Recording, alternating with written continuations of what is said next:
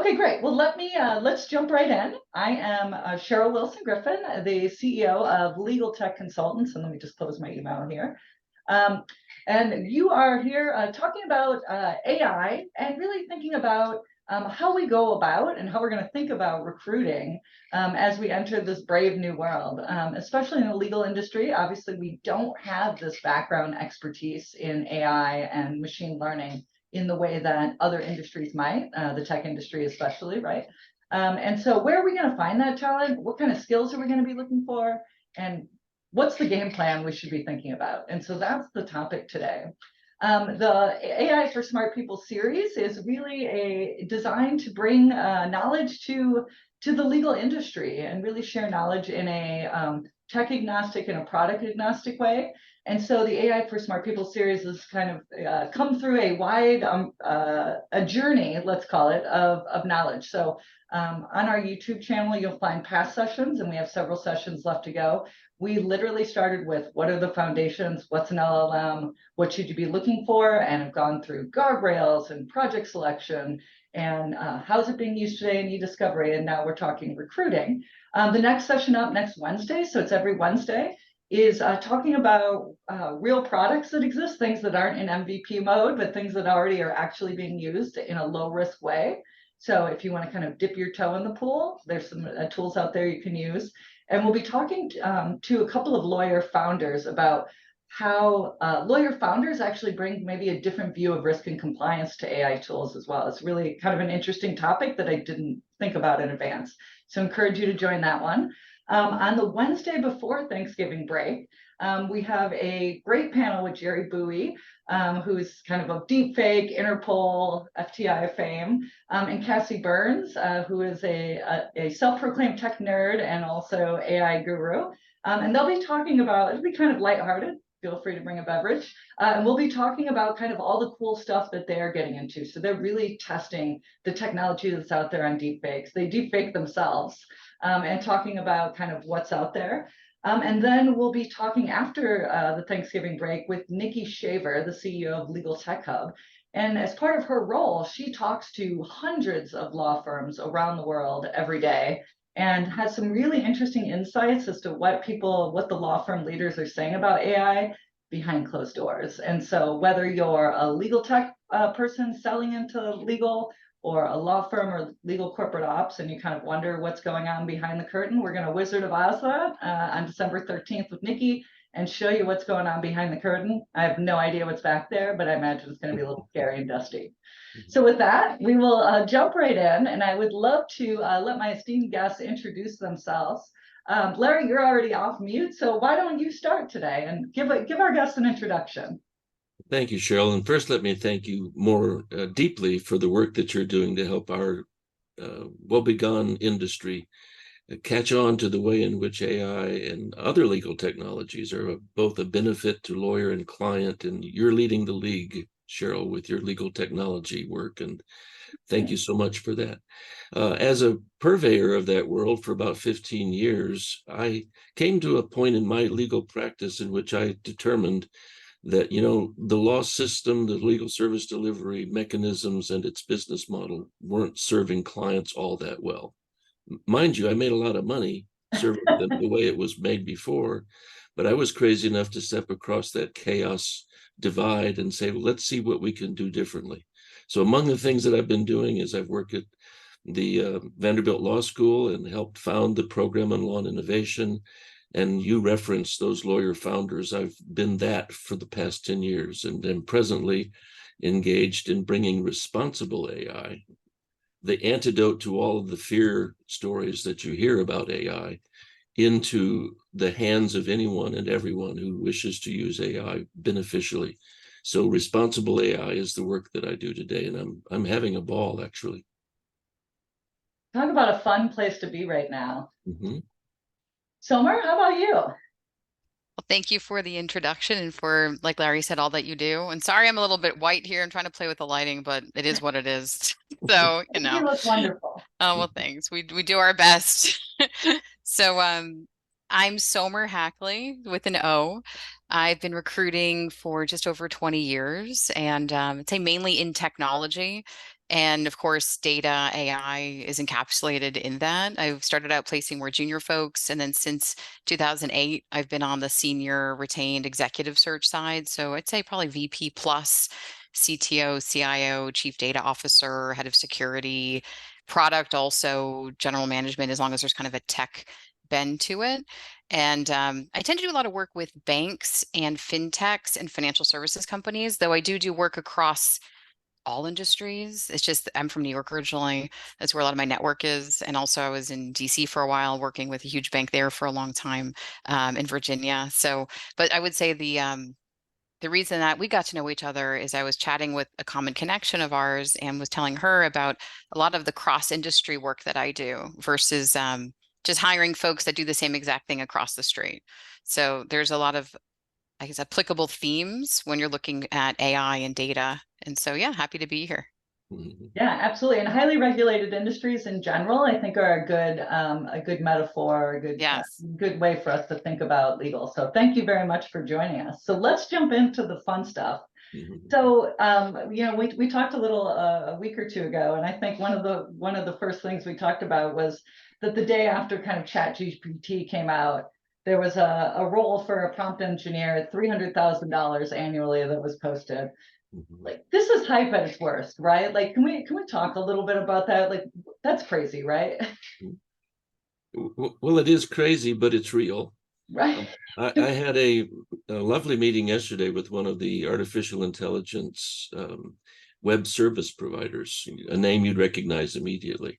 And he brought to the table, in terms of AI talent, which is what this is all about, it's typical for an AI engineer to be hired at a base rate of $800,000 a year. Now, how does that work in the legal system? You know, you've got somebody who's in the back office making 3, 4, 5 times as much as the lawyers. So we've really got an issue to deal with. And which law firm do you know of that can't afford to understand how AI impacts their practice? You may not need an engineer, but you certainly need a lot of AI talent. I think that's exactly right. Somer, what thoughts on that? Or have you heard anything kind of along that same lines in your work so far? I haven't heard such shocking comp, but I don't question it. So, Right. but I will say the general theme is new titles are emerging, and I think as companies, as AI has become more accessible and the tech companies have made more products and tools that companies can leverage, it's changed that the folks, in preparation for this talk, I reached out to executives in my network who have hired data scientists and AI folks over the last years. And they said that a lot of them have a lot of lessons learned, that they overhired. One person said his company hired 175 data scientists, very expensive, yes. And then a lot of lessons learned through that. And he said now at his new company, which is a bank, they're looking for prompt engineers. They're looking for ML ops engineers. They're looking for these sorts of folks because they can partner with the tech companies and leverage their knowledge and model building and data science and all of that and upskill their current team. So it's interesting how these titles have emerged, but it's actually helpful if you don't have to go out and hire all those AI experts yourself. Mhm. But yeah, 800K is a lot. Right. I So, think, yeah, I just can't imagine a law firm. Yeah. Like the idea of, hitting multiple times scale of what are you paying an associate for a right. staff person, right? Is going to be hard to do, especially in our current kind of legal structure where they can't be partners. They can't, right? There's really no pathway to make that make sense for the firm. And No. so as we think about that, right, where like, how can law firms compete with those types of offers, right? Or do they need to? Is there kind of a different way? Should we be competing against the companies that are running at that level? Do you have a perspective on that? Well, I'm going to let Somer address that. I have a lot of thoughts about that, but she's the recruiter. I'm just a lawyer. All right, I'll go first. You go second. We have different, it's a good I guess That's why you're not here. combination We of needed a mix. perspectives. Yeah. Yeah. So Yeah. what I would say is personally, I don't work for tech companies and not on purpose, but I don't work for Google, Amazon, Facebook, those companies. I think they have armies of their own internal recruiters. And it's quite often that I have candidates that have offers from those companies and also offers and interviews through with my clients, right? And so it's not just a matter of who pays the most. Of course, sometimes it is, but not always. And I think the biggest thing is any company needs to work on this. How do you position yourself? What's your value prop? And a lot of it comes down to what motivates this subset of people and really understanding that. And if you don't know, just ask them as you're interviewing them. It's very easy just to say, what gets you excited? What gets you up in the morning? And I think a lot of the people that are looking or have left or have quit, it's a few things. People have told me when they lost all of this types of talent, it's because they spent so long upskilling them and they never actually got to do anything, on the business. Especially if you hired 175 of them, folks that didn't know the domain, or the data wasn't trusted and nothing that they built was ever used because no one trusted it. So if your value prop is, look, we're ready, we've worked with everyone here, we trust the data, we're actually going to use what you build and you're going to make a huge impact, and hey, we're going to invest in your career, here's what you're going to learn here, here's the training you'll get. And it's really, people have told me that these folks want to be part of the ecosystem. They want to be a part of the culture of the company. They want to help build something, not just be over on the side in their little silo, like go build this model. Good luck. And then no one uses it. And it's like, why? So I think if you can tap into that and position that versus slap a job description up on the internet and hope people apply, there's a story to tell. Right. So, but I think that's with anything I work on. It's not just we can pay more or here's, there's just every single subset of candidate has different things that motivate them. So yeah, I would just ask. So that's my 2 cents on that. Well, let me Right. give you 1 cent because you're the expert and I'm just a lawyer again. But having worked in the law for all these decades, law has a really difficult challenge as a result of what you just said. Because I've come to understand, not necessarily through my innate experience, but through experts like yourselves, that when you're looking for talent of this caliber, talent related to artificial intelligence, machine learning, natural language processing, all of these advanced technical skills, one of the things that they're looking for first, rather than money, is culture. Right. What is the culture of this business that I'm going to go work with? That in and of itself will be a determinant for many of these people. So law firm culture, and you've sort of touched upon it, is even worse with respect to people in that entity that don't carry a law license. Right. That is so sad, because until we can move to a world in which interdependence of all of the people on a team are equally valued, we're going to still create a culture that these highly skilled people that are necessary in this world economy will not go to. And if they are told in advance that it's the best place to work on the planet, and they get there and quickly realize that it's not, they're gone. You can't sell them a bill of goods. Right. You can't expect to keep them. So law firms, legal departments, we're going to have to work on our culture of inclusion and equality of value, not in terms of dollars. It's not about the dollars. It's, are they appreciated? Are they respected? Do they have opportunity? Are they there because this is a career path that will satisfy their deepest needs? Those aren't conversations that I've ever been a part of in an executive committee at a law firm. That just doesn't happen. In contrast, and I'll stop pretty quickly here, all the people on the team in most law firms that do not hold the partnership rank are viewed as expendable, including younger associates. Right. I've had partners tell me, I don't care. We'll get them aboard. We'll use them up. We'll bill them for all of their time. And if they don't have what it takes to make partner, they're gone. They're expendable. That's a horrible way to create a culture if we're trying to create an appealing, sustainable place for these highly skilled people to work, law license or not. Yeah, I mean, I think that's a really great point, and it's interesting because, like you said, somewhere that's kind of, it doesn't really matter what the role is, but that's going to hit this type of role especially hard because it's going to be so competitive, Mhm. and it really is, especially as we think about, obviously there'll be people that are of our age and older that are getting into these roles, but a lot of the roles will be filled by people who are a little bit younger than us. And those folks are really focused on, doing good, impact of my work, and those types of things, which isn't necessarily aligned always to law firm culture. And so that's something that's going to have to evolve over time. What's that look like? I don't think anybody has that quite figured out yet, but the firms who figure that out and find a way to make those professionals kind of fit in and feel like they're part of moving the ball forward, I think are going to have a very strategic advantage in recruiting these types of roles, no doubt about it. Mm-hmm. I love that point. And I've seen the head of HR, chief people officer role become having that more powerful, right? Having more of a seat at the table because of this. And everyone's saying we're a tech company that happens to do this other thing, right? But and I don't expect law firms to say we're tech companies No. that do law, Mhm. but that culture piece has to be there. So that's a huge point. And I was going to say, I talked to people about how do you gain trust? And it's a different question, like how do you gain trust in the data? But they said that before you hire these people, talk with the business, in this case with your partners or the most senior people, and what do they want out of this? Why are we hiring these people, right? And get them excited about it and get them on board with it.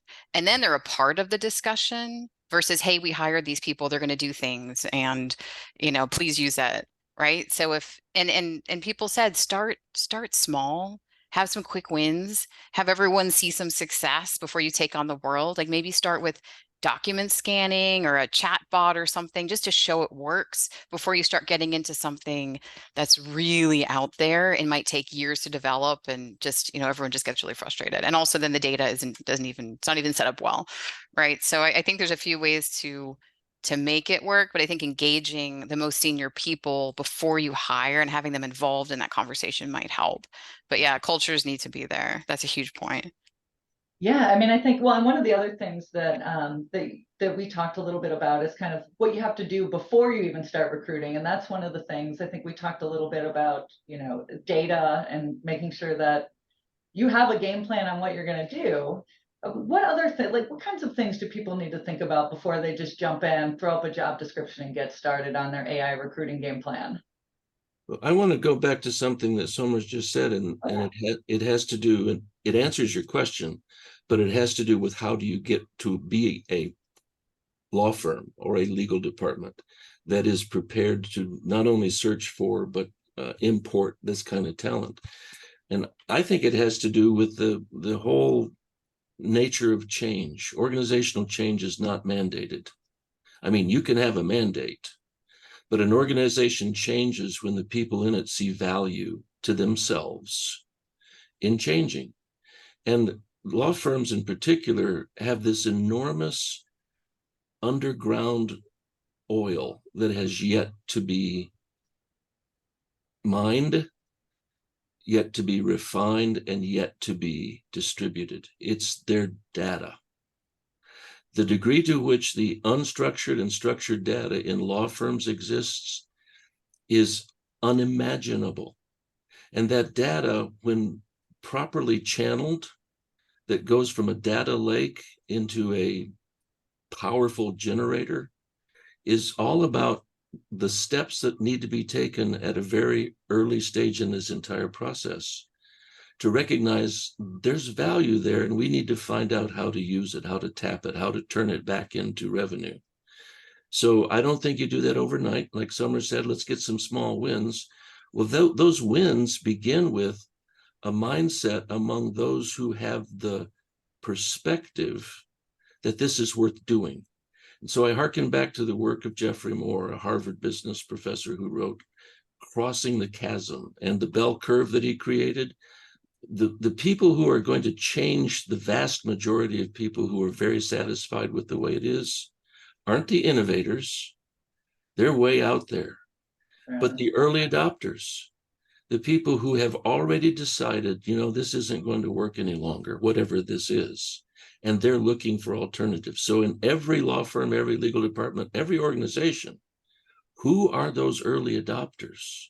We need to find them, bring them into a movement that collectively and over some period of time will begin to establish there's a new way that is far better than the old way. And anyone who is really satisfied with the way it is might be willing to cross the chasm and join us. And in law and the value of that data, it's about dollars and cents. And once you can convince somebody who's really interested in a high income, you can make more money over here, the lemmings will follow. And I hate to say that. I'm a lawyer, I'm a lemming, I get it. It's not a degradation, it's just the way people's minds work. I think that's a really interesting point too. The way I always explain it to when I'm working on kind of change management with law firms is the idea of thirsty horses, right? Like you can drag horses to water and shove their heads into the river, but that's not great for anybody. Nobody enjoys that. You get that first, whatever it is. I think 12% is that first grouping in the bell curve. If you can get those folks, they're already thirsty. All you got to do is show them where the water is, right? So those folks already want AI. There's no universe where we get everybody interested in change at one time, right? Everything is progressive and we got to start small. Mm-hmm. I love that. So thinking about kind of, and this jumps a little bit off of what you were just talking about, Larry, is thinking about, recruiting and who the people are that go into these roles. How important is a background in legal for someone coming into one of these roles? Do they have to have a background in legal? Is that beneficial? Does it matter? What's your opinions on that? Well, I don't think it's essential. I think it is highly valuable. And by that, I mean, I've been a part of the legal project management movement for the past 15 years. I saw then that if we can systematize and make our processes predictable, we can convert our economic opportunities into greater economic value by being able to manage our projects, which every legal engagement is a project if Right. it has a beginning and an end. Well, guess what? There's been this group of people for 100 years that have created a profession around project management. They call themselves PMPs, and the PMI group provides training, and a PMP, in order to get listed, has the equivalent of a law school education and a law exam or a bar exam passage test. It's no different in terms of energy spent. However, I hate to say this, but if you bring someone into a law firm who is deeply entrenched in PMP terminology, technology, methodology, there is an enormous disconnect. And I've seen PMP initiatives that have failed because they don't talk the same language, and the PMP doesn't understand the culture of law. So that's what gave rise to a brand new label, legal project management. And legal project management has a much better chance of being of assistance because they're knowledgeable about the law and the legal culture and what makes it tick. So my long-winded answer to you is it's not essential, but it's extraordinarily valuable. I love that. Summer, how about you? What are your thoughts? Yeah, so a few things. So first of all, I would say make sure you're honest with yourselves about where you are in your data journey and your readiness, and if you should even hire this person yet. Because I've placed chief data officers, heads of data engineering, those sorts of folks. And I'd say for those, they don't need the industry knowledge. They can come in and create real-time data. They can move to cloud. They can create data lakes. They can get things, customer 360, whatever the company's looking to do.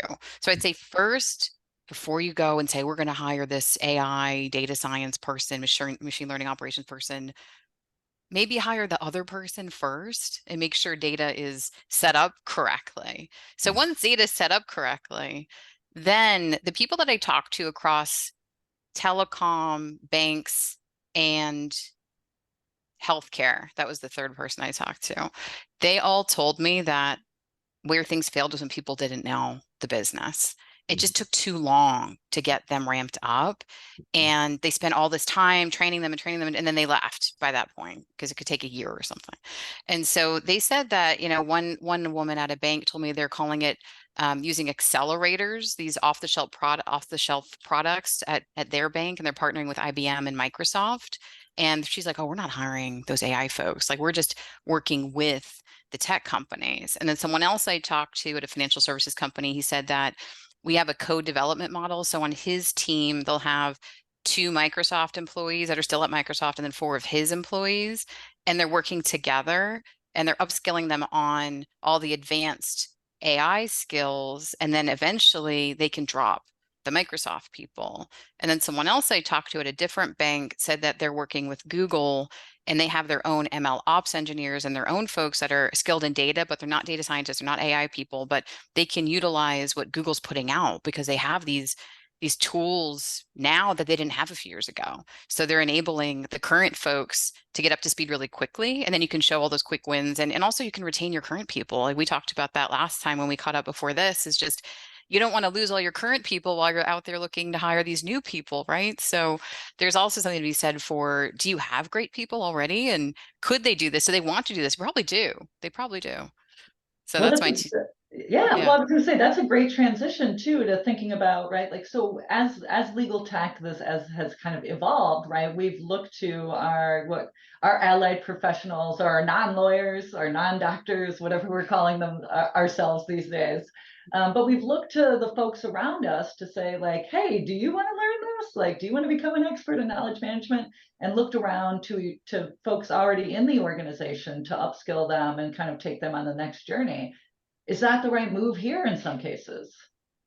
Well, I think so, because one of the things that we are increasingly aware of is that the power of AI in particular to automate typical processes and increase the efficiency leads many to believe, okay, that means it's going to make me obsolete.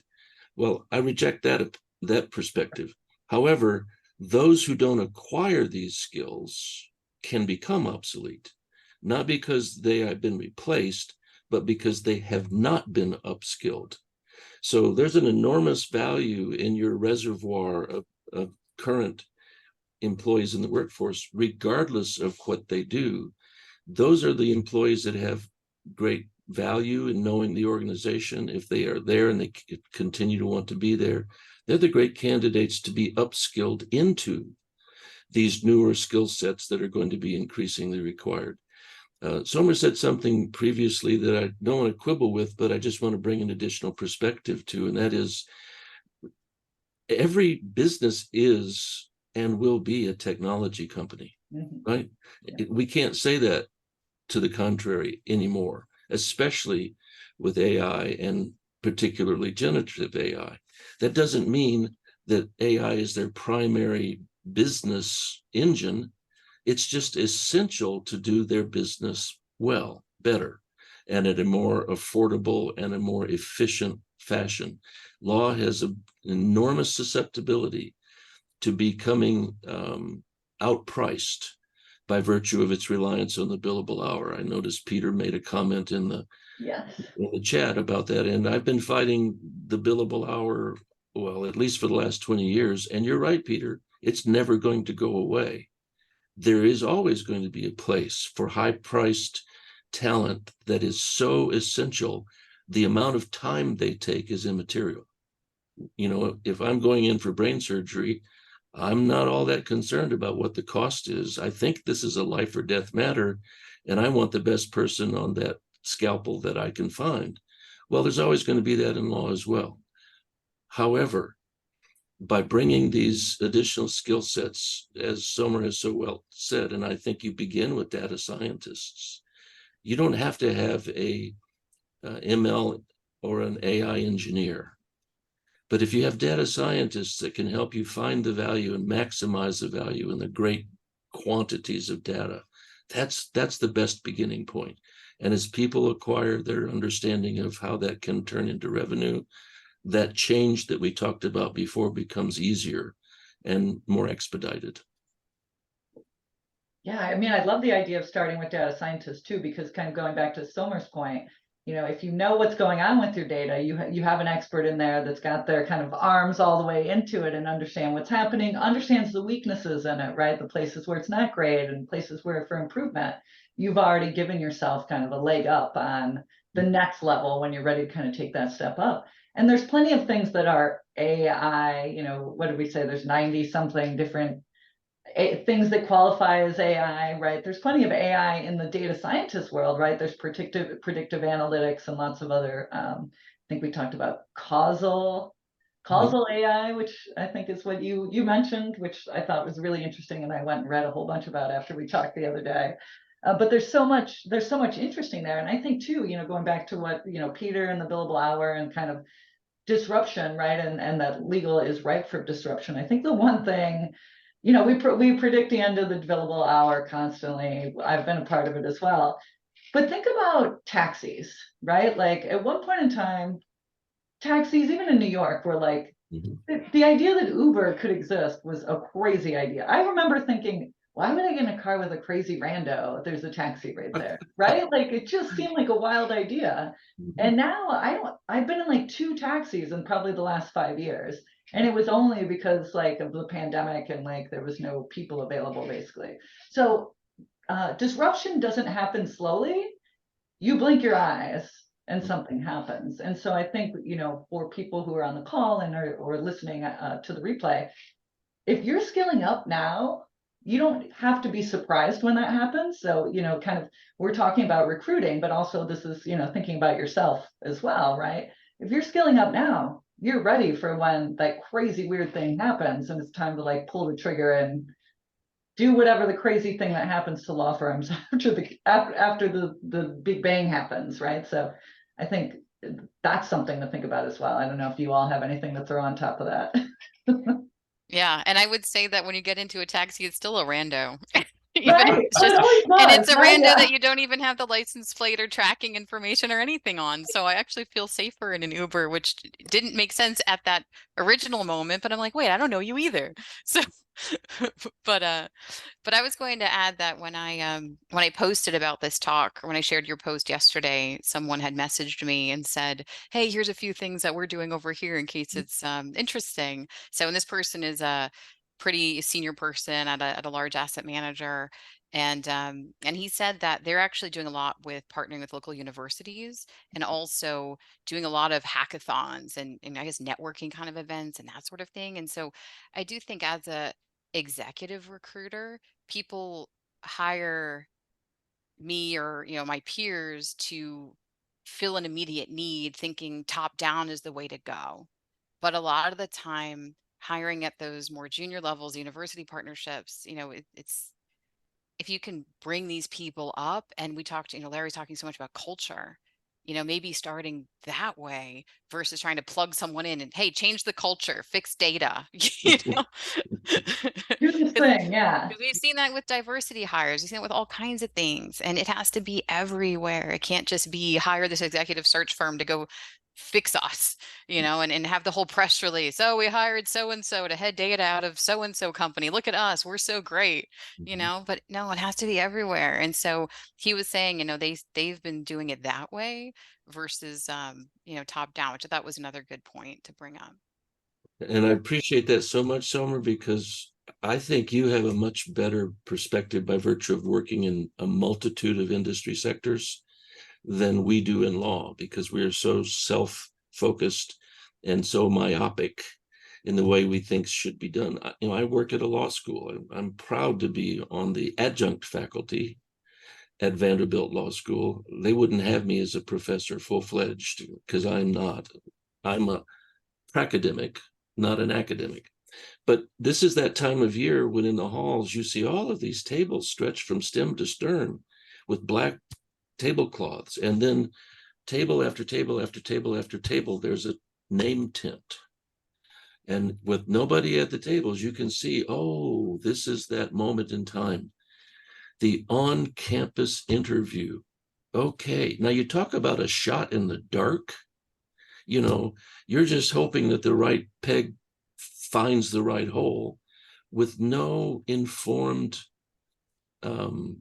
background against which to make that decision.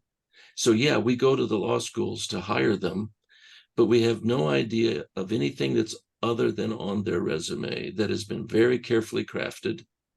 And if they're smart, it's going to be crafted unique to the particular law firm or legal department.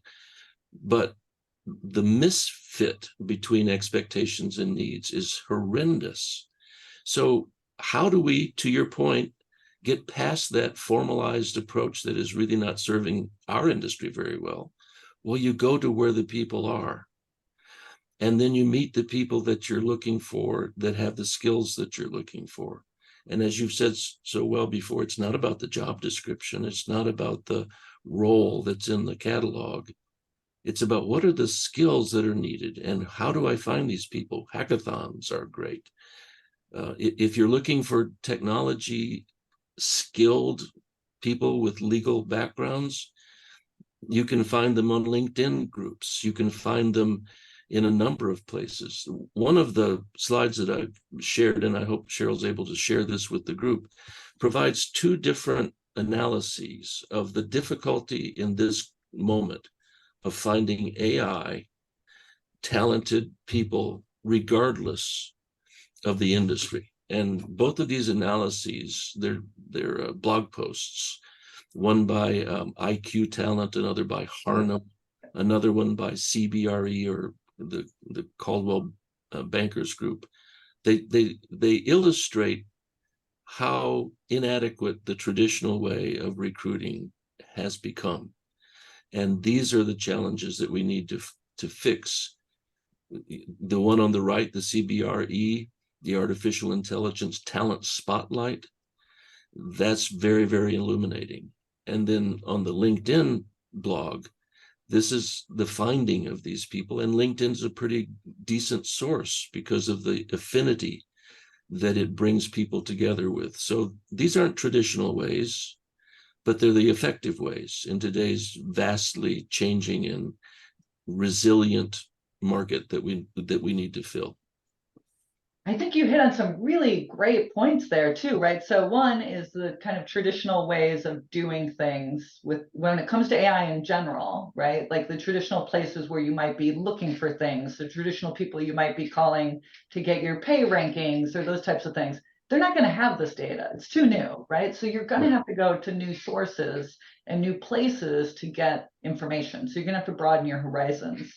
And then I think too, the idea of the hackathons and things and the university programs. So Stanford has a hackathon they do every year, and it's free. You just have to apply because there's obviously a limitation on how many people they can take. That was, I think, right after Labor Day. So they do it once a year. So definitely worth checking that out. There's a global legal hackathon that happens around the world kind of simultaneously on the weekend once a year. And there's a competition for that. So definitely, I think that's a place to find those humans where they're at, right? And doing the things they love. And then the university programs, which is kind of interesting. So when I was at King and Spalding, they made a relationship with Georgia Tech here with their data and analytics program, right? So it wasn't necessarily with the law school, it was with the data analytics and made a relationship there. And I know Baker Hostetler has a relationship with a similar program at Georgia Tech. So you don't necessarily have to go out and buy this top talent. You can support the community by going out and working with the universities, number one, not necessarily the law schools, right? We can work on that, but find some of that talent and develop it into who you need to be straight out of kind of some of these programs that are doing the things exactly that you want to be doing. So meet the people where you are, I think is always good advice. So let's talk about skill. Oh, sorry, Summer. Oh, yeah, no, before you move on really quick, just something else to add on that is if your goal is to set up your table and hire someone that day, like maybe have a different goal. And I think there's value in employer branding, in it just being there, being in the conversation, right? Like people know of Google, even if they've never interviewed at Google, right? And of course you use Google all the time, but I'm sure if you hear a brand name, a name of a company, a law firm or anything, you're like, you have an opinion. You have an opinion about lots of things. And so the more you can create a buzz and a conversation, that's great because you want people to want to apply. You want people to be like, oh, you got in there? Wow, how? Like I saw them, like they're great, right? So it doesn't have to just be who wants to work here today? Who wants to come here when they graduate? It could just be, you know what? We did a great job getting our message out there and showing people that we're an employer of choice. We're picky. We're doing some really cool things. They'll be valued. Like that's a win, Right. So I just think, and it kind of comes from when I coach people that are, and that's all just, I fill jobs. I just give lots of job seeker advice for free just because this is what I do all day.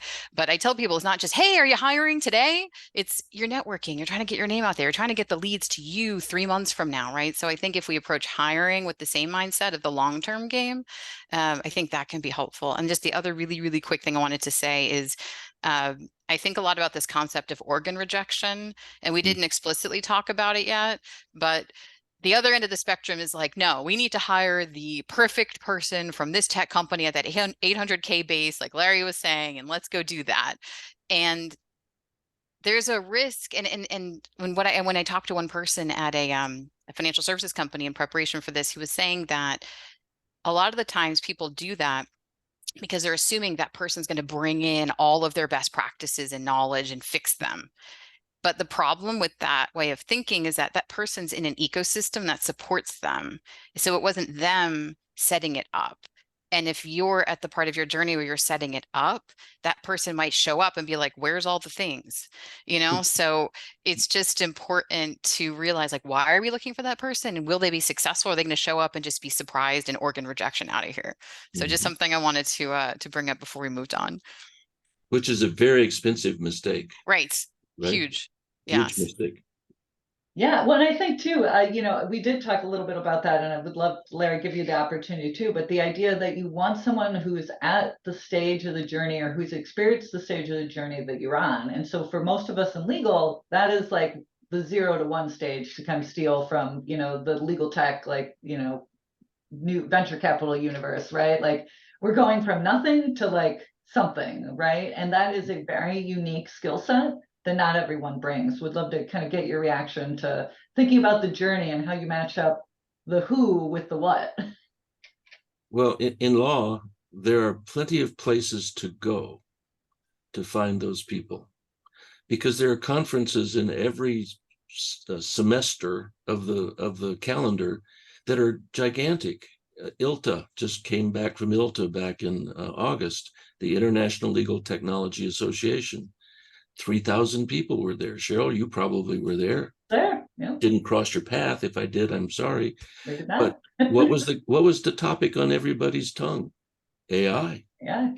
So, and just going to that for 2 days is going to expose you to hundreds of potential candidates steeped in law, but committed to technology. And you can find a number of resources. And then the ABA conference, the Clock conference. I mean, the value of these gatherings, not only do they meet in nice places, but they have a horde of people whose interests align with law and advanced emerging technologies. Yeah, I think, and it's interesting. I didn't even think about mentioning the events, but that's really where the idea for this whole series came from. Was ILTACon. Actually, we were talking with some folks and some AI kind of people that were kind of in the AI industry, and some of my law firm friends that were like, "What the hell do we do? Like, what should we be doing?" And it's like, wow, there's a big gap between the knowledge of the people who need it and these kind of experts, and we need to find a way to bring that together. And so that's how this series kind of got started. But if you're not going out and meeting the people, you can't get them, right? You can't find them if you don't go where they're at. And then one little dig to my compatriots, my friends at the bar, and that begins with a mindset. Because if your mindset is fixed upon what traditionally we lawyers have assumed, and that is there's us and the rest of the world, the notion of a non-lawyer, for example, which isn't a word, right? It's a word that we invented to distinguish ourselves versus everybody else in the world. Well, that's a mindset that is so out of date and out of kilter with the current needs to be interdisciplinary, multidisciplinary, be able to talk across the barriers of our own silos. It's a mindset, and if that mindset doesn't change, it will continue to take us down a very, very dim path. Couldn't agree more. So let's talk a little bit. Sheila asked a really great question, and let's kind of shift and talk a little bit about kind of the skills that we're looking with. So Sheila asked a bit about thinking about the durable skills like problem solving and communication and those types of things. Mhm. That's definitely things. So how do employers look for those skills and make sure you have those, but then also kind of what are the other skills that we're looking for in these roles? Well, I know someone's going to have a much more educated answer than this, but I think you don't begin with the language of whatever blog post or article you've just read. You begin with, okay, you begin as every project begins. What is the problem we're trying to solve? And there's a adage in project management that until you've asked the 5 whys, going deeper every time, you don't have an answer to that question. The tendency of people and technology is, okay, there's an issue there, let's throw something at it and see if that works, right? The reason 90+% of AI projects fail, literally, at great cost and at disappointing impact upon the willingness to experiment, is because people haven't discussed or discovered what problem is they're trying to solve. Once you've done that, then you can decide what skill sets are needed.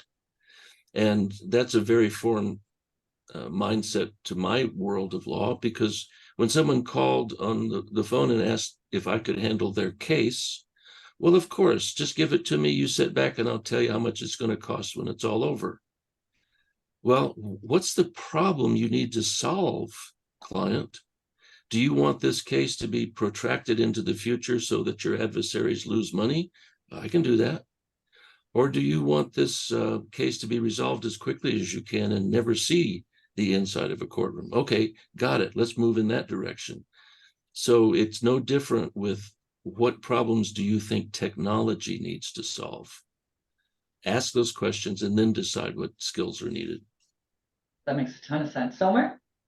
Yes, 100%. That's whenever someone says we're hiring, here's what we need, and they just list skills, you just have to just hear them out and then start over. So Yeah, right. yes, it's why is the role open? Why are you not hiring internally? Why are you not promoting anyone? Mhm. What do those people need to see in this person to stay? Mhm. And how do you define success for this person? First 3 months, first 6 months, first year, first 3 years, beyond? And I think once you identify, and then I try to figure out org structure. They don't have to sit in the same org structure where they are now, but it has to be, can't be foreign, like up, down, across. Who do they report to? Who do they interface with? Who's below them? Who are they influencing? I'd say the biggest reason data folks reach out to me when they're looking and they're currently employed is that their role ends up being mostly PowerPoints and just convincing people to do stuff, versus actually building things. And so if that's the role, that's a different role, right? And so the one person I talked to at a bank, he was saying that they ended up looking for these ML, machine learning ops engineers. And he said, we used to have this iteration on that called data stewards, but they have these models and the models need the data and the data needs to get to the models. There's a whole other skill set there in getting data to the models. So all of these roles are emerging. But I think it comes down to what Larry was saying, is just what problem are you trying to solve? So I think you have to really understand the current state of things, and then just break it down. And if you don't know, honestly, you can just, I learn every single role I work on, even though it's 90% of it's tech, they're always completely new.